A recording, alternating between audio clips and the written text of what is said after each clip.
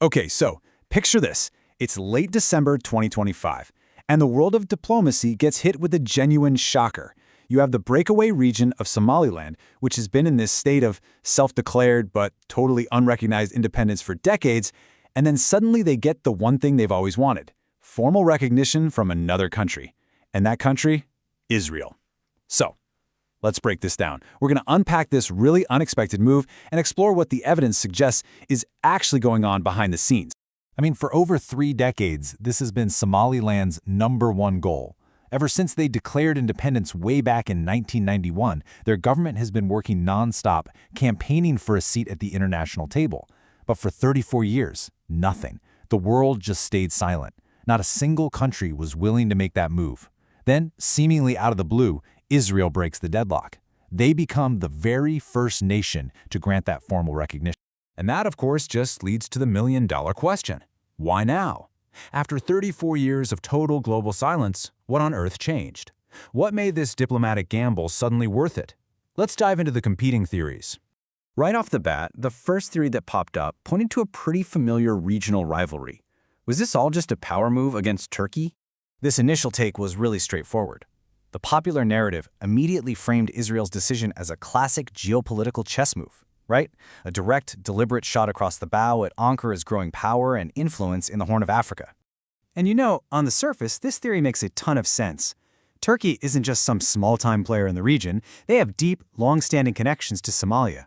We're talking about a strong political alliance, serious military cooperation, and massive economic investments. Ankara has always been a fierce defender of Somalia's territorial integrity, so any move to recognize a breakaway region would of course be seen as a huge provocation. But is that the whole story? Well, while that rivalry with Turkey is a really convenient explanation, the evidence seems to suggest it's missing the forest for the trees. The analysis points to a much different and way more immediate reason for Israel's decision. The real story, it argues, isn't about Ankara at all. It's about Gaza. So, here are the two competing explanations, side by side. You've got the Turkey theory, which sees this as a regional power play. But then there's the Gaza theory, which suggests something else entirely, that Israel's recognition of Somaliland is actually a critical piece of a much wider strategic plan to find a new location for the displaced population of Gaza. Now, this Gaza theory isn't just some wild speculation. It's backed by a pretty compelling timeline of events that happened before the recognition. As early as the beginning of 2025, reports were already confirming that Israeli and U.S. officials were scouting territories in Africa for this exact purpose.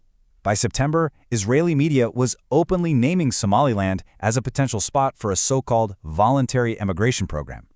You see, the recognition in December wasn't the start of this story. It looks a lot more like the final piece of the puzzle.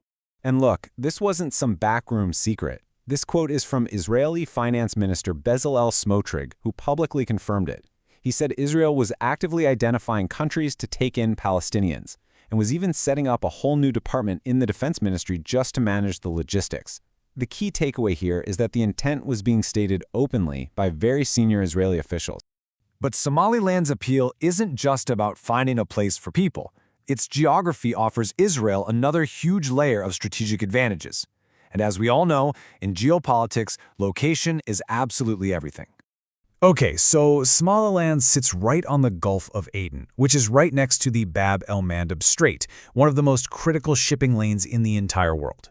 This proximity to Yemen gives what some analysts are calling a backdoor to counter Houthi rebels, who've been a major threat to that trade route.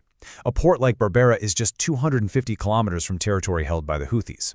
For Israel, getting a strategic foothold here is a massive, massive win for its security in the Red Sea. As you can probably guess, this move didn't just happen quietly. The backlash from neighboring countries and international groups was immediate. It was widespread. And what's really interesting is what it focused on. Yeah, the focus of the international condemnation is super revealing.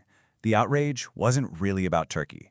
It was overwhelmingly centered on two things: the violation of Somalia's sovereignty and the huge implications of a plan for Palestinian displacement. The whole rivalry with Turkey, it barely even made a dent in the conversation. Somalia itself left absolutely no room for doubt. Its state minister for foreign affairs said it plainly.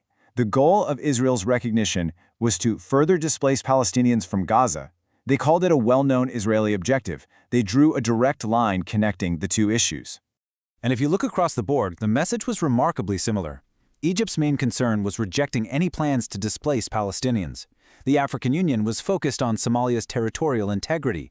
Even Turkey, while they condemned the unlawful intervention, framed their anger around protecting Somalia, which lined up with everyone else. And of course, Palestine called the whole idea a red line.